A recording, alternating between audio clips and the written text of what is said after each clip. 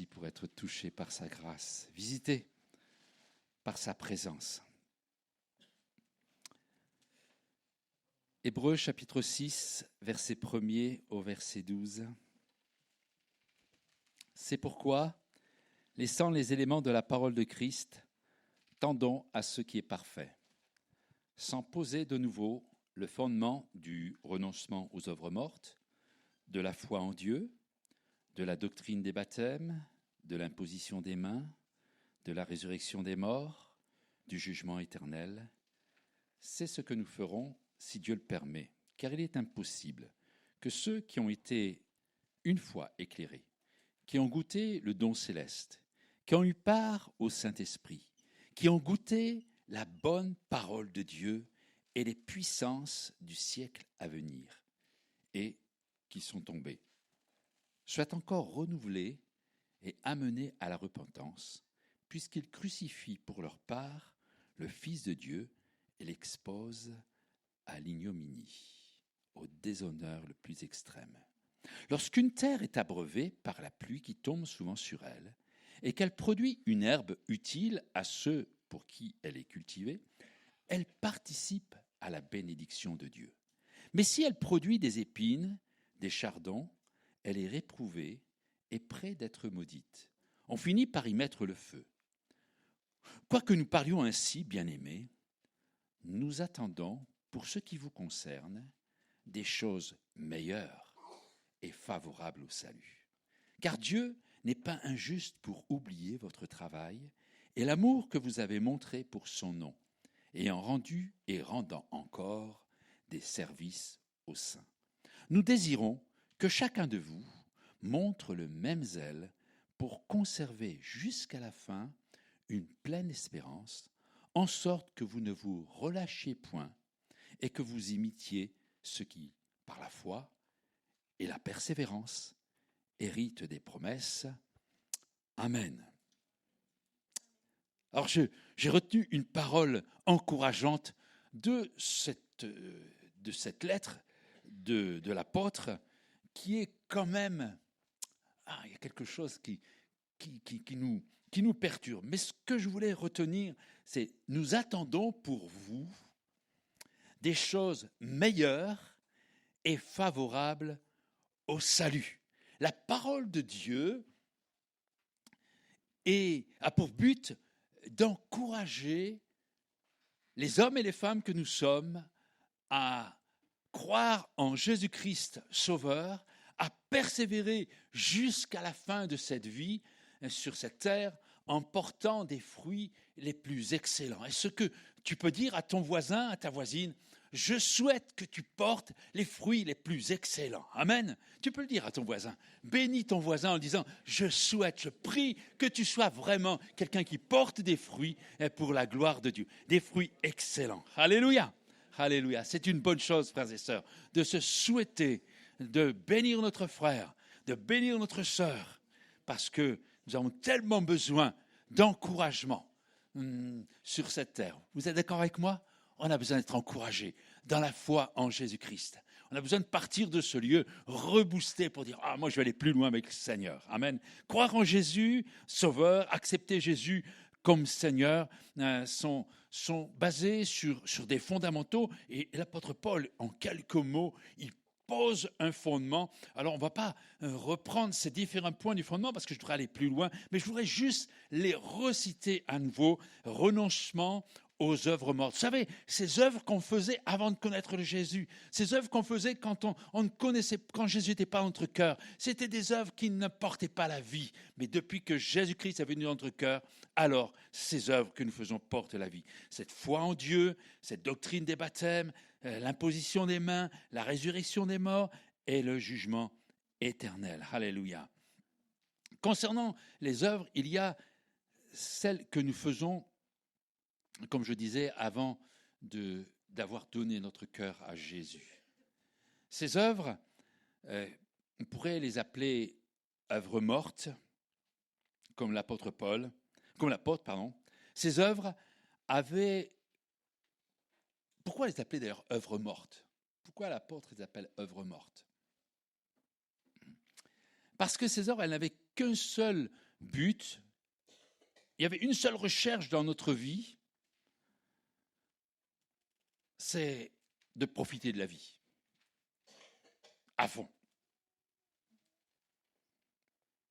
Quand j'étais jeune et que je n'avais pas encore donné mon cœur au Seigneur, même si j'étais assis comme ces athos qui sont dans la salle, et on était là, et il fallait être là parce que papa, maman nous avaient dit, il faut aller au culte, et tu vas t'asseoir là, et tu ne fais pas de bruit, tu ne discutes pas longtemps, tu éteins ton smartphone. Bon, à l'époque, il n'y avait pas de smartphone.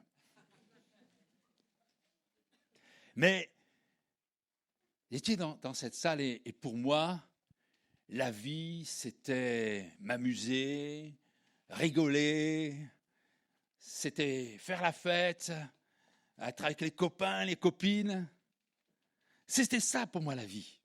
Et puis au fur et à mesure des expériences, et je pense qu'on a tous fait ces expériences, et nos ados, nos jeunes qui sont là, eh bien ils font ces expériences, et un jour ça s'accroche plus avec les copains, les choses vont dans le mauvais sens, et j'entendais parfois ça va jusqu'à des choses extrêmes où il y a même du harcèlement, et puis des jeunes voient que leurs œuvres n'aboutissent à rien. Et ils sont harcelés et disent, puisque c'est ça la vie, alors ils se suppriment. Il y a des suicides de plus en plus jeunes, d'ados, parce qu'ils se rendent compte que ce sont des œuvres mortes. Ça n'aboutit à rien du tout. On pense que c'est la bonne direction. On pense que c'est ça qui nous donne du plaisir de pouvoir passer du temps sur Netflix, sur WhatsApp, sur Facebook, sur voilà, ces choses, ça parle. Eh bien ça, tout ça, même si ça fait partie de notre monde, même s'il faut en user, parce que c'est comme ça aujourd'hui que l'on communique aussi, c'est pas ça qui donne la vraie vie. Et tout ça, ça fait partie des œuvres qui n'aboutissent jusqu'à un moment donné qu'on se dit finalement, ça ne sert pas à grand-chose. Parce que c'est aussi par nos propres forces, par ce que l'on pense connaître. Et quand on est ado, quand on est jeune, on pense tout connaître. Mieux que ses parents. C'est vrai, hein? Quand les parents ils disent quelque chose, on pense qu'ils ne connaissent rien. D'abord, ils n'ont pas vécu, eux. Nous, on a vécu, disent les ados. Ouais. Et on veut faire avec ses propres forces.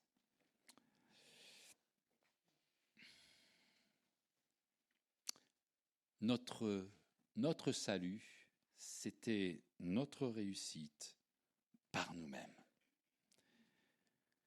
Et un jour, nous avons abandonné, en tout cas pour la plupart d'entre nous, nous avons abandonné cette manière d'agir, cette manière de faire, parce que nous avons compris que cela était sans fruit, infructueux, inutile, que ça n'aboutissait à rien. Même si ça fait partie des outils de la vie moderne, c'est pas ça qui donne la vraie vie. C'est inefficace. Et un jour, nous avons, en tout cas pour ma part, et pour beaucoup d'entre nous, nous avons capitulé. Nous avons capitulé devant Dieu, nous avons capitulé en disant, on s'est trompé. Nous sommes passés par la repentance, nous avons demandé à Jésus de nous sauver et de nous conduire jour après jour. Et après avoir donné notre vie à Jésus, alors il y a eu de nouvelles œuvres. On pourrait les appeler œuvres vivantes. Ces œuvres n'ont pas pour objet notre salut parce que c'est Jésus qui nous sauve. Et on sait que par nous-mêmes, on ne peut pas se sauver. C'est Jésus qui nous sauve. Par contre, il dépose quelque chose dans nos cœurs.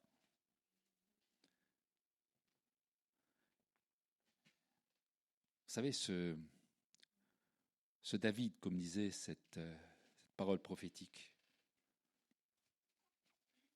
ce David qui vient en nous, cet Esprit Saint qui vient en nous. Et là, notre cœur et nos œuvres qui sont accomplies par ce qui brûle dans notre cœur, le résultat, c'est juste la gloire de Dieu. C'est juste un fruit qui vient de ce qu'il y a en nous, la vie. Et ce que l'on cherchait par nos propres forces, ce que l'on cherchait par tous ces moyens que l'on s'entourait avec nos copains, nos copines, tout ce qu'on cherchait et qu'on ne trouvait pas, on l'a trouvé. En tout cas, je l'ai trouvé en Jésus. C'est étonnant. Mais là où je ne croyais pas trouver une vie épanouie, j'ai trouvé une vie épanouie. J'ai trouvé une vie heureuse. Car en Jésus, j'ai tout reçu. Ce n'est pas un slogan. Ce n'est pas une publicité que je fais. C'est juste une réalité dans notre vie, dans la vie de ceux et de celles qui ont donné leur vie à Jésus-Christ. Et vous savez, c'est un Saint-Esprit qui vient en nous. Il produit quelque chose d'une manière naturelle. C'est-à-dire que personne ne fait d'effort quand le Saint-Esprit est en lui. Et ce Saint-Esprit a la liberté de faire ce qu'il veut en nous. Vous connaissez les fruits que produit ce Saint-Esprit dans mon cœur, dans votre cœur? C'est l'amour, c'est la joie, la paix, la patience, la bonté, la bienveillance, la fidélité, la douceur, la tempérance. Et toutes ces œuvres qui vont être animées par ces choses que je viens de citer, elles ont juste un seul objectif. Tout à l'heure, je disais la gloire de Dieu. J'ai employé un autre mot. Il permet d'exprimer l'excellence de l'œuvre de Dieu en moi. Il permet d'exprimer l'excellence de l'œuvre de Dieu en moi. C'est cette autre parole que l'on dit: quand je te regarde, mon frère, ma sœur, je ne te vois pas, je vois Jésus. Mais pour cela, il faut que dans nos cœurs, il y ait cette liberté pour le Saint-Esprit d'agir et de se développer. Sur cette notion d'œuvre vivante, l'apôtre Paul constate quelque chose qui est étonnant. J'appellerais ça un fruit décevant. Le Saint-Esprit en nous, en tout cas aux personnes à qui il s'adresse, porte un fruit décevant. Et puis pour d'autres, il porte un fruit excellent. Et c'est la normalité voudrait que celui qui est habité par le Saint-Esprit puisse porter et porte un fruit excellent. Lorsqu'une terre, dit l'apôtre au verset 7, lorsqu'une terre est abreuvée par la pluie qui tombe souvent sur elle et qu'elle produit une herbe utile à ceux pour qui elle est cultivée, elle participe à la bénédiction de Dieu. C'est-à-dire quand le Saint-Esprit vient inonder un cœur, naturellement, c'est comme la pluie sur la pelouse. Cet été, ma pelouse était grillée. Mais quand la pluie est tombée, il s'est produit un miracle. L'herbe a repoussé. Nous, on trouve ça tout à fait ordinaire, normal. Mais écoutez, c'est normal. Quand la pluie tombe, l'herbe pousse. Quand le Saint-Esprit descend sur nous, les fruits excellents apparaissent. C'est une normalité. Et pourtant, il y a, et c'est ce qui dans le texte nous dérange Et c'est normal que ça nous dérange. Parce qu'il est anormal que celui qui est arrosé par la pluie du ciel, qui est arrosé par la présence de Dieu, ne puisse pas porter du fruit, et un fruit excellent. Et l'apôtre écrit des choses très troublantes, car il dit « Il est impossible que ceux qui ont été une fois éclairés, qui ont goûté le don céleste, qui ont eu part au Saint-Esprit, qui ont goûté la bonne parole de Dieu, les puissances du siècle à venir, et qui sont tombés, soient encore renouvelés, amenés à la repentance, puisqu'ils crucifient pour leur part le Fils de Dieu et l'exposent au déshonneur extrême. » Ce texte résonne juste dans mon cœur comme un appel à la vigilance,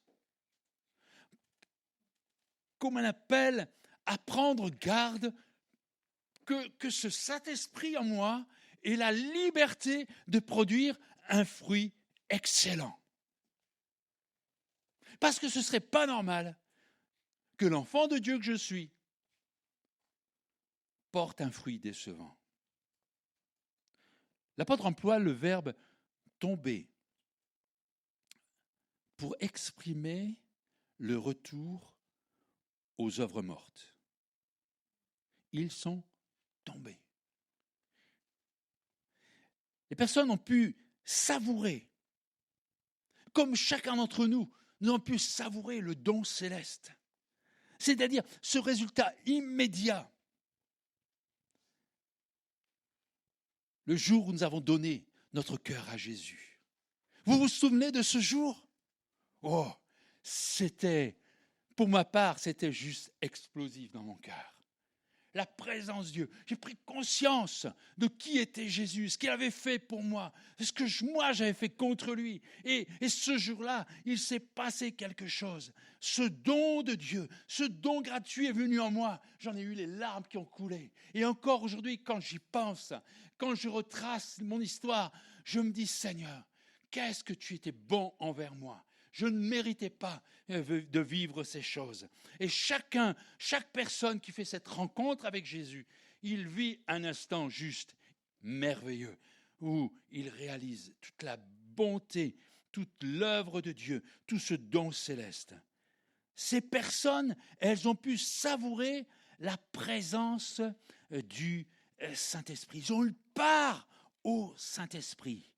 C'est ce sentiment, vous savez, quand on a le Saint-Esprit qui descend sur nous, qu'on devient une habitation de Dieu en esprit et en vérité, c'est juste un moment extraordinaire, frères et sœurs. Vous l'avez vécu pour la plupart d'entre nous. Nous avons vécu ce moment de visitation où le Saint-Esprit est descendu sur nous. Et ces hommes, ces femmes, ils ont vécu ces choses-là. Ils ont savouré la parole de Dieu. Ils ont goûté la bonne parole de Dieu. Ce bon pain. Je ne sais pas, lorsque vous lisez la Bible, lorsque vous lisez la parole de Dieu, est-ce que pour vous, c'est cette bonne parole de Dieu, c'est comme ce miel dans notre bouche, quelque chose qui nous fait vraiment en vouloir encore. Vous savez, moi j'aime les gâteaux, tout le monde le sait. Et quand j'ai une part, j'en veux une deuxième, parce que c'est bon. J'aime les desserts. Alléluia. Vous le savez maintenant. Ils ont savouré l'excellence et l'excellente efficacité de la parole de Dieu dans leur vie. La Bible dit, et c'est une réalité, que la parole de Dieu ne retourne pas à lui sans avoir eu son effet. C'est une parole puissante, mais une parole tellement bonne. Ces personnes, ils ont savouré, ils ont goûté à ces choses qui parlent de la puissance des siècles à venir. Parce qu'ils ont vécu un avant-goût du ciel. Et je fais partie de ces personnes qui, dans un cœur à cœur avec Jésus, ont vécu de nombreux avant-goûts du ciel. C'est ce que je souhaite à chacun d'entre nous ce matin, de vivre un avant-goût du ciel dans sa présence. Malgré l'excellence de ce qu'ils ont savouré, malgré l'excellence des choses qu'ils ont reçues, ils sont retournés à des œuvres mortes.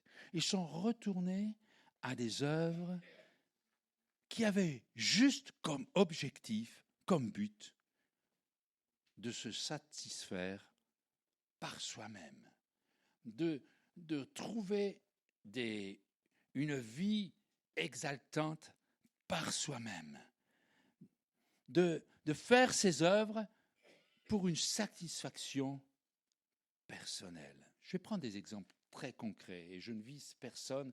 Quand je prends ces exemples, c'est simplement pour donner corps et réalité à ce que je veux partager avec vous. Je bénis Dieu de ce que dans cette Église, il y a des hommes et des femmes qui ont eu à cœur de porter l'Évangile par la musique. Et nous avons ce groupe d'Eros Musique qui aime porter l'Évangile par la musique. Mais si parmi eux, il y avait une personne qui est juste attirée à faire partie de ce groupe parce que la musique rythmée, il aime ça et que c'est sa priorité, il est en train juste d'accomplir une œuvre morte. Elle ne portera pas de fruits. En tout cas pour cette personne. Si, dans le groupe de louanges, il y avait une personne qui ferait partie du groupe de louanges juste parce qu'elle aime chanter, parce qu'elle aime l'estrade,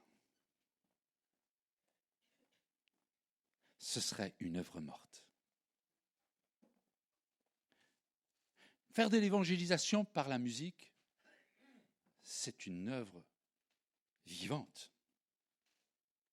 Si dans notre cœur, il y a cette véritable motivation, non pas pour s'épanouir soi-même, mais pour exprimer l'excellence de l'œuvre de Dieu. Si j'étais sur cette estrade, juste parce que j'aime parler à la foule, parce que j'aime ce côté grisant du stress que l'on manifeste quand on parle devant un certain nombre de personnes, je manifesterai une œuvre morte. Et je suis persuadé à 200% que cette salle serait vide parce que l'Esprit de Dieu n'y serait pas présent. Mais je ne suis pas là devant vous pour montrer mes qualités médiocres d'orateur, mais je suis là devant vous, je fais exprès d'employer le mot médiocre, parce que je ne veux pas que ce soit ça qui soit mis en avant. Je veux manifester avec vous l'excellence de l'œuvre de Dieu dans l'Église de Jésus-Christ qui est ici à Vernon. Alléluia. J'ai été scandalisé, meurtri, blessé par cet homme qui se disait pasteur à la télévision, je ne sais plus sur quelle chaîne, c'était dimanche passé, où il faisait une parodie. Je pense que c'est involontaire, mais le témoignage est passé. Et ce soi-disant pasteur évangélique dénaturait l'œuvre de Dieu. Alors, je ne vais pas détailler, si quelques-uns l'ont vu, je ne vais pas détailler ce qu'il a fait, mais j'ai été blessé. Parce que dans mon cœur, il y a juste le désir de manifester l'excellence de l'œuvre de Dieu. J'étais scandalisé par le fait que cette chaîne de télévision ait choisi de diffuser, de promouvoir une image négative de ce qui est tellement excellent. le salut du plus grand nombre. Frères et sœurs, pleurons sur ces situations parce que c'est le déshonneur extrême de Jésus-Christ. C'est terrible. Jésus dira que c'est normal qu'il y aura des scandales qui vont se produire, c'est normal qu'il y ait des choses de ce genre qui puissent être montrées. Mais malheur à celui par qui le scandale arrive. Et ça, pardonnez-moi de m'arrêter quelques instants là-dessus, mais parce que notre désir, parce que là où je voudrais vous encourager, là où je voudrais qu'ensemble on redouble d'efforts, de réflexion, de temps de prière, de considération, de motivation, de zèle, c'est dire comment je dois être, qui je dois être, comment je dois parler, comment je dois vivre, parce que je veux manifester l'excellence de l'œuvre de Dieu en moi. Le fruit du Saint-Esprit est un fruit naturel en nous, parce que le Saint-Esprit habite en nous. Alléluia. Je ne vais plus parler maintenant des fruits décevants, on va maintenant entrer dans ces fruits excellents. Ces choses qui finalement nous concernent plus particulièrement, parce que les uns et les autres, nous voulons porter des fruits excellents. Amen. Oh Seigneur, est-ce que vous voulez porter des fruits excellents? Alléluia. Ce qui nous épanouit, ce qui épanouit la vie d'un enfant de Dieu, c'est la présence du Saint-Esprit en nous. Jamais nos œuvres ne pourront nous épanouir, même en tant qu'enfants de Dieu. Ne faites pas une œuvre dans la maison de Dieu pour chercher un épanouissement personnel. Accomplissez quelque chose pour Dieu, pour sa gloire, pour l'excellence de l'œuvre de Dieu. Alléluia. Et en fait, ces œuvres que nous accomplissons sont juste le fruit de notre épanouissement en Jésus-Christ. Celui qui m'épanouit, c'est Jésus. Il est mon soleil de justice. Il est mon rayon qui éclaire ma vie.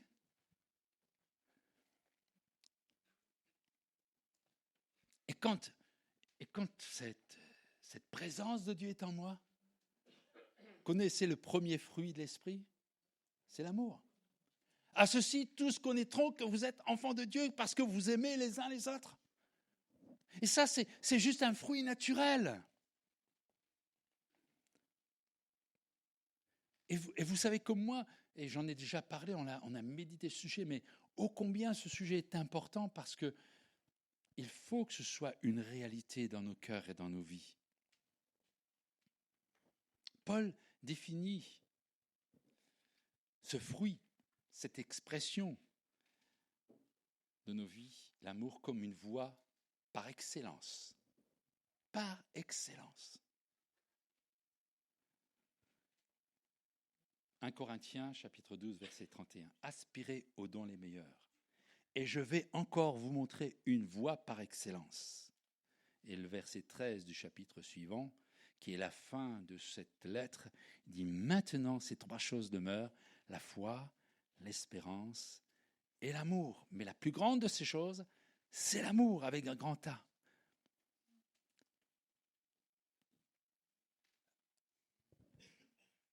Je crois, frères et sœurs, qu'il y a de l'opposition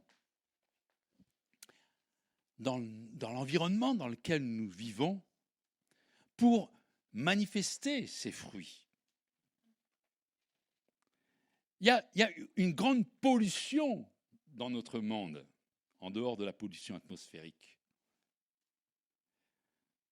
Je me souviens, il y a quelques années de cela, j'avais un prunier dans mon jardin et je ne sais pas quel nuage est passé sur le terrain où était mon petit prunier, mais les prunes, au lieu d'être rondes, elles étaient toutes plates. Il y avait tout ce qu'il fallait dans le prunier pour porter du fruit, mais quand le fruit est paru, c'était étonnant. Bien souvent, j'ai entendu ces propos. C'est pas facile d'être chrétien. C'est pas facile de mener une vie droite. C'est pas facile de marcher sur cette terre avec Jésus. Ce n'est pas chose facile de vivre la foi en Jésus-Christ dans un monde si incrédule.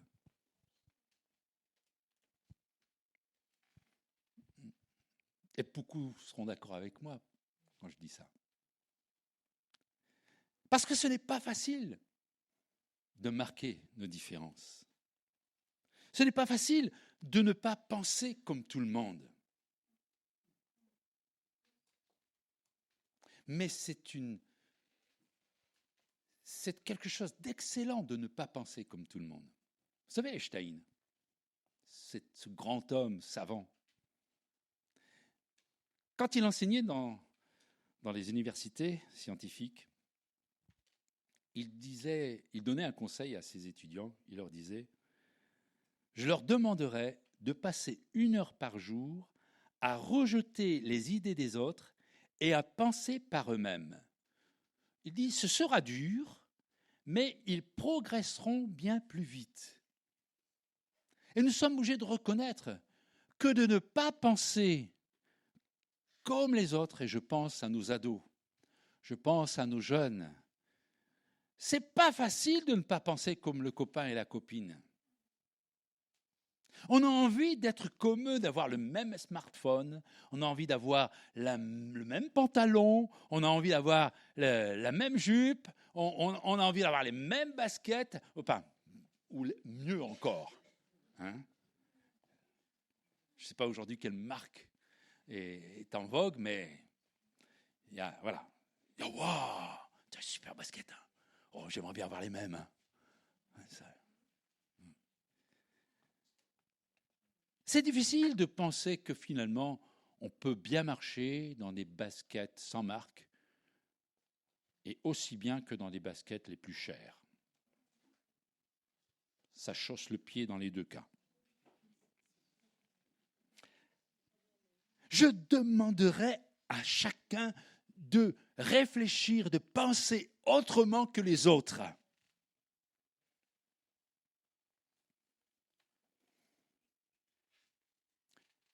Il m'est arrivé d'aller dans des fêtes familiales ou dans des mariages. Et puis, il y avait là des enfants de Dieu, des chrétiens, avec le Saint-Esprit en eux. Et puis, il y avait des incrédules. Et j'étais assis et je me disais, mais où est la différence ? Je vois pas de différence. Et c'est quelque chose qui est difficile de marquer notre différence parce que notre différence, c'est ce que nous avons reçu, ce que nous avons en nous. Et qu'en nous, ça porte un fruit, et ce fruit, il est bien sûr bien différent de ceux qui n'ont pas Jésus-Christ dans leur cœur. J'ai fait quelques expériences personnelles. J'ai eu l'occasion dans ma carrière professionnelle de changer plusieurs reprises d'équipe, de collègues, de services, voilà, d'entités.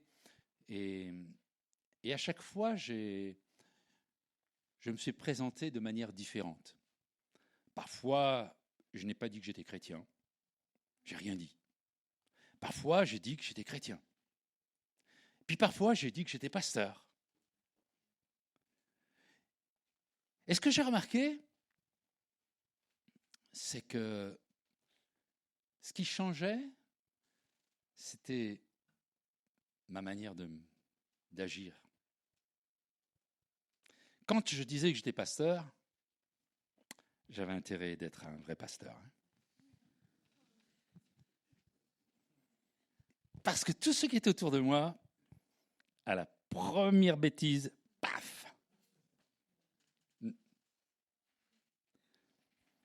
quand je disais rien, tout cool, hein, je pouvais choisir de vivre et de travailler en chrétien ou de vivre et de travailler comme les autres.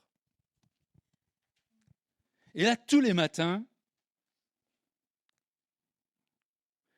il me fallait d'une manière beaucoup plus brutale me dire, tu es pasteur. Tu es d'abord enfant de Dieu.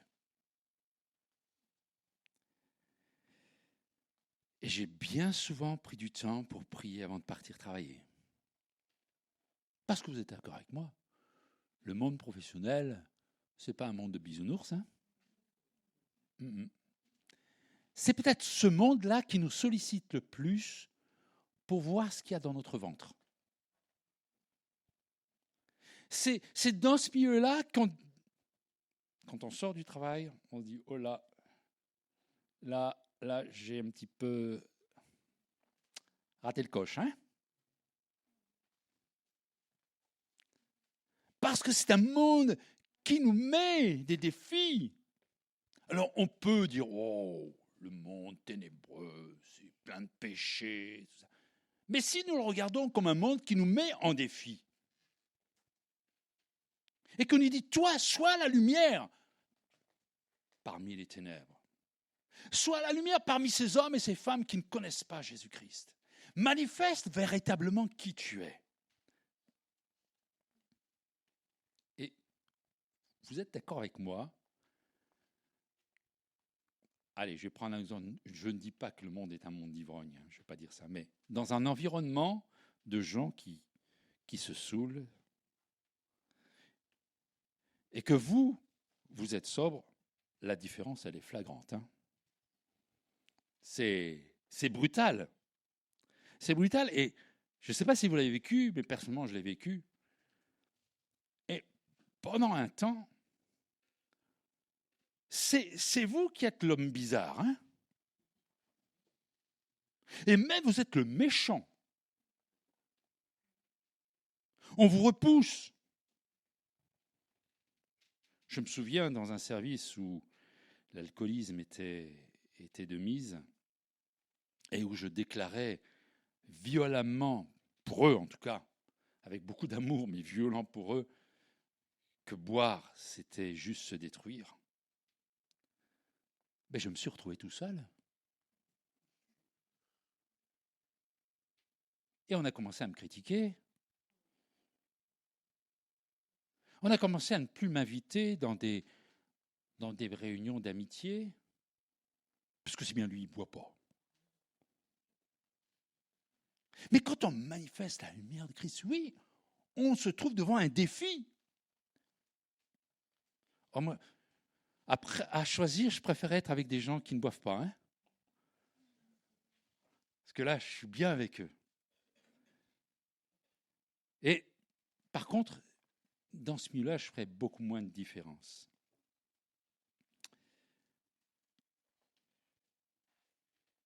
Faire la différence pour une personne qui croit au Seigneur Jésus-Christ, personne sobre dans son environnement, au milieu de personnes qui sont comme nous, mais non croyants. C'est beaucoup plus difficile de faire la différence. Si je suis avec des personnes qui ne boivent pas, on ne fait pas de différence entre le chrétien qui ne boit pas et l'incrédule qui ne boit pas. Parce que la source de cette expression, c'est juste l'alcoolisme. Mais je crois que les choses vont bien plus loin. Elle nous demande d'être toujours en éveil. Parce que sur des choses grossières, on peut facilement dire non, je ne suis pas d'accord avec ça. Mais dans nos environnements d'entreprise ou même familiaux, moi j'ai un beau-frère qui n'est pas croyant. Et je vous assure que il me met des pots de banane sympathiques. Il est gentil, hein? Mais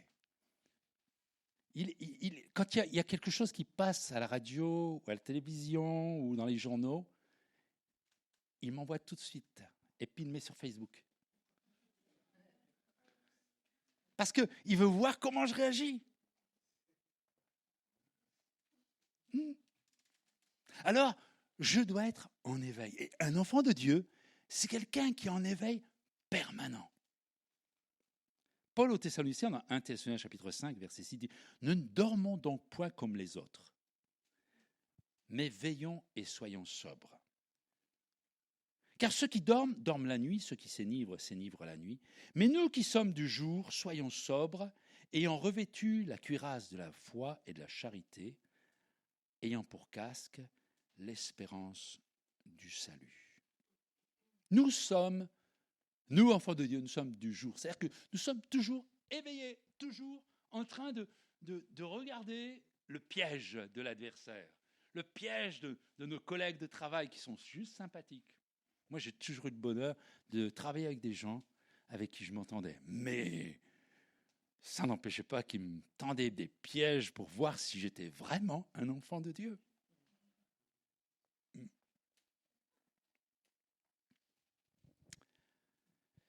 C'est pour ça que Paul dit « Revêtez-vous d'une cuirasse de la foi et de la charité. » C'est peut-être là le domaine le plus difficile, parce que parfois, il y a des collègues, je parle des collègues, mais ça peut être des amis, ça peut être des voisins.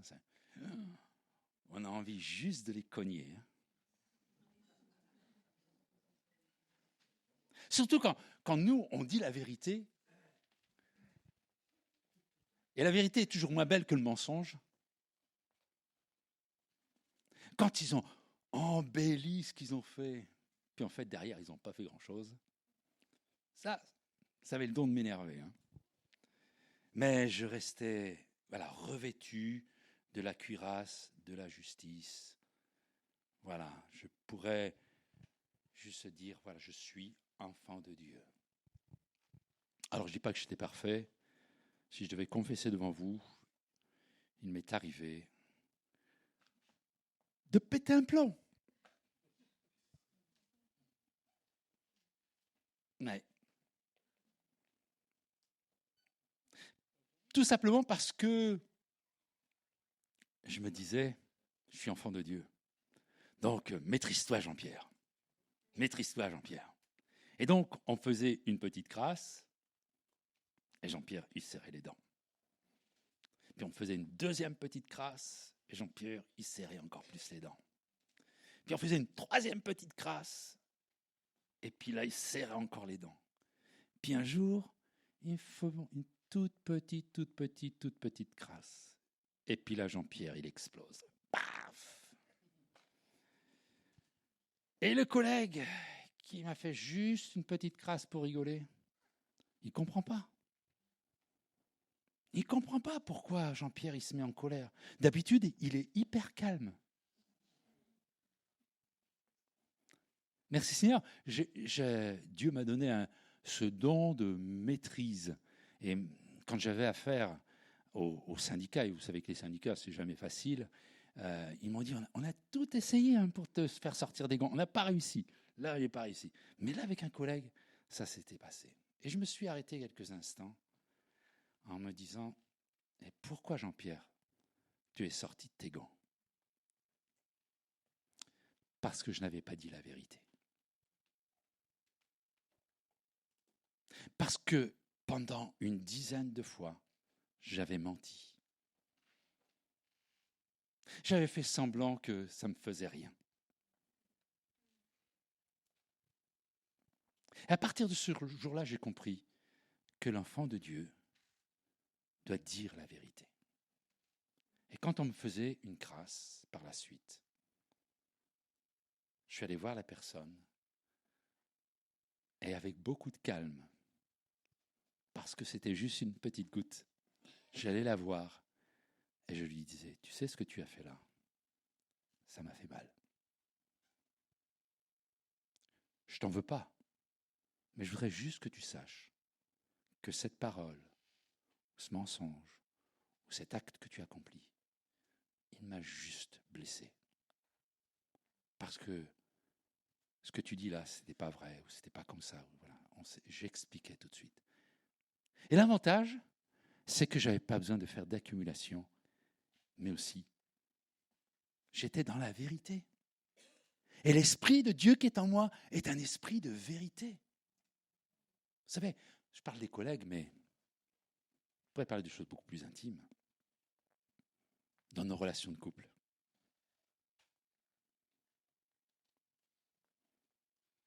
Combien de fois nous avons rencontré des conflits qui avaient pris des proportions parce qu'on n'a pas voulu dire à l'autre, dès la première phrase, « S'il te plaît, chérie, ce que tu es en train de me dire là, ça me blesse. » Ça, c'est la vérité. Et quand on le fait avec vérité, on remplit juste ce fruit excellent du Saint-Esprit.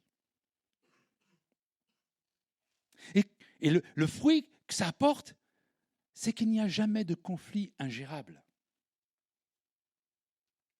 Parce qu'on a réglé l'un après l'autre ces petites choses en disant la vérité avec amour. Et c'est là où nous avons besoin d'être en éveil, sobre. Parce qu'on pourrait aussi modifier tout ça, transformer tout cela en sorte de harcèlement. Chaque parole que me dit « tu me blesses, tu me blesses, tu me blesses ». Et en fait, on est en train d'harceler. Parce qu'on a besoin d'être sobre. C'est-à-dire qu'on ne doit pas avoir en nous des substances, des drogues, telles qu'une mauvaise mentalité ou une mauvaise façon de voir les choses. Parce que sinon, on perd cette faculté des réalités et de la vérité. Être sobre, je peux vous assurer, et vous le savez comme moi, que c'est un véritable défi dans un monde aussi pollué que nous connaissons aujourd'hui. C'est vraiment quelque chose qui a besoin dans notre cœur d'être travaillé. Mais à la fois, la parole dit que plus le péché s'amplifie, plus la grâce surabonde. J'allais voulais utiliser un mot comme amplifier, mais s'amplifie 2 fois plus. Là où le péché abonde, la grâce surabonde. Ça veut dire que dans toutes nos situations, nous pouvons être au bénéfice de cette grâce qui surabonde, même si la situation dans laquelle nous vivons est une situation remplie de ténèbres et de difficultés.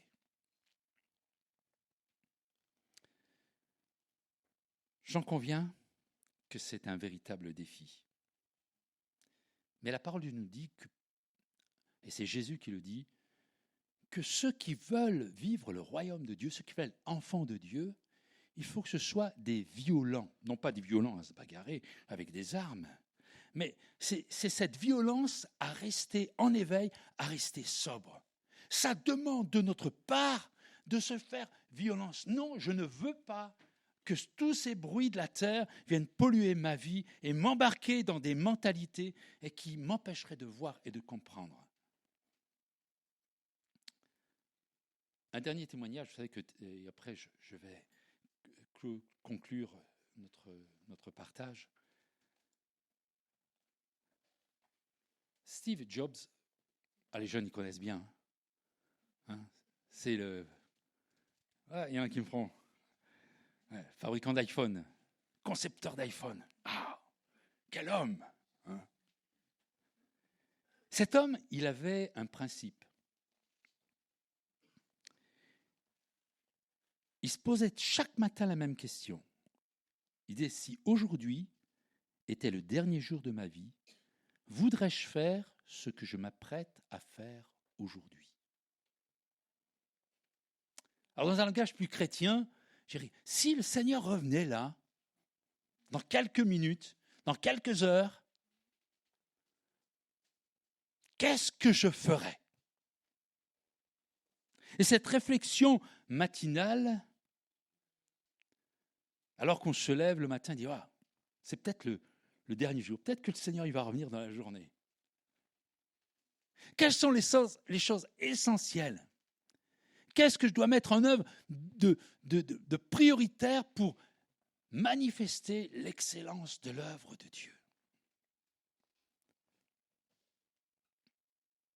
Et Paul, dans ce que nous avons lu au verset 11 et 12, dit « Nous désirons que chacun de vous montre le même zèle pour conserver jusqu'à la fin une pleine espérance, en sorte que vous ne vous relâchiez point, que vous imitiez ceux qui, par la foi, la persévérance, héritent des promesses. » C'est une détermination personnelle. C'est quelque chose que nous décidons pour nous, de dire chaque matin,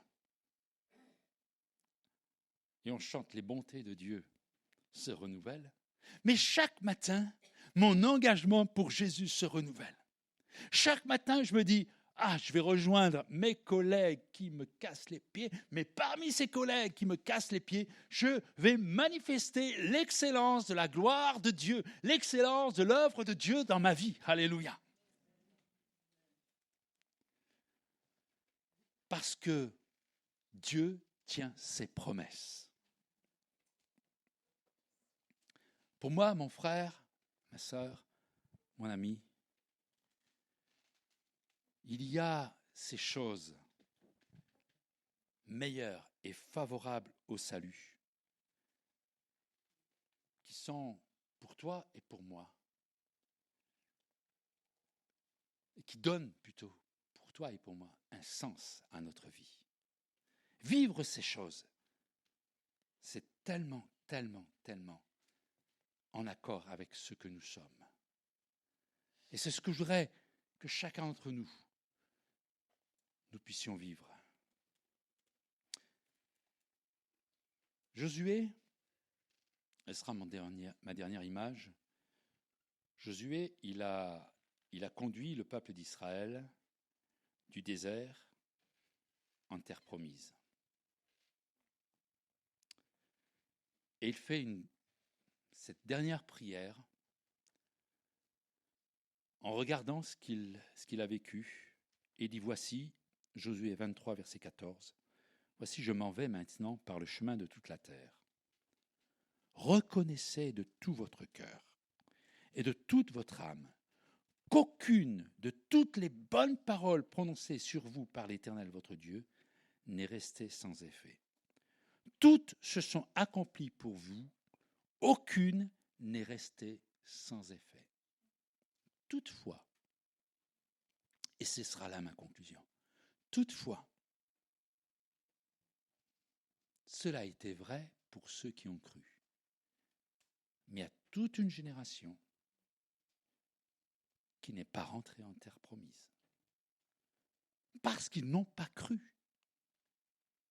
Parce qu'ils n'ont pas manifesté cette foi en Dieu. Beaucoup sont tombés. Et je crois que c'est quelque chose qui est vrai aussi pour nous. Ce n'est pas parce qu'il y a des Goliaths,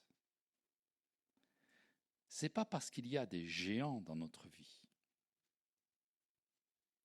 que pour autant, nous ne pouvons pas entrer en terre promise. Que pour autant, nous ne pouvons pas vivre l'excellence de l'œuvre de Dieu dans nos cœurs. Que pour autant, nous ne pourrions pas être remplis du Saint-Esprit. Et donc que pour autant, nous ne puissions pas porter du fruit. La différence entre ceux qui sont morts dans le désert et ceux qui sont entrés en terre promise, et reconnaissons-le, ils n'étaient pas nombreux, il y en avait 2, Josué et Caleb, qui étaient de l'ancienne génération. La différence entre Josué et Caleb et tout le reste du peuple, c'est que Josué et Caleb ont cru en la promesse qui leur était faite. Croyez, mes frères et sœurs, dans les promesses de Dieu. Ne regardez pas à votre environnement. Oui, ce sont des Goliaths. Oui, ce sont des géants.